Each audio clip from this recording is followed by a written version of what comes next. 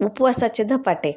1 वाटी भगर घेतली, वरई देखील म्हणतात, आणि त्याच वाटीने पाव वाटी साबुदाणा घेतला, 1 तास भिजवत ठेवला. त्यानंतर हिरव्या मिरच्या आणि 1 मोठा बटाटा घेतला. साबुदाणा आणि वरई थोडी थोडी एकत्र करून बारीक दळून घ्यायची. त्यानंतर हिरवी मिरची बारीक करून घ्यायची आणि बटाट्याचा किस करून घ्यायचा. चवीनुसार मीठ टाकायचं, 1 चमचा जिरे टाकायचे. तुम्ही कोथिंबीर खात असाल तर कोथिंबीर टाका आणि छान असं मिक्स करून घ्यायचं. तवा तापायला ठेवला आहे आणि त्यावर थोडंसं तेल टाकलं. तेल टाकल्यानंतर हे धपाट्याचं बॅटर टाकून घ्यायचं आणि छान असं पसरवून घ्यायचं.